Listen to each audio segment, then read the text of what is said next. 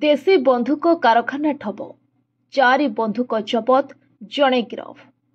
गोछापड़ा थाना कटरिंगिया पंचायतर पांगाबाजु गाँव एक देशी बंधुक कारखाना ठाब करिछि पुलिस।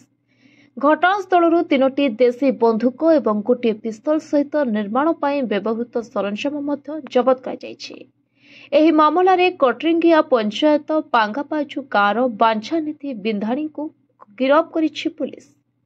बुधवार सकाळे पुलिस पेट्रोलिंग चलिथिबा बेले एही अंचल एक देशी बंधुक तैयारी कारखाना थिबा नै पुलिस को विशेष सूत्ररू खबर मिलिथिला। सूचना आधार रे एसआई अनंत कुमार प्रधान को नेतृत्व रे बांछानिधिक घरे चढ़ाऊ करा जायथिला। घर भितरे देशी बंधुक तैयारी चलिथिबा पुलिस देखिबाकू पाइथिला।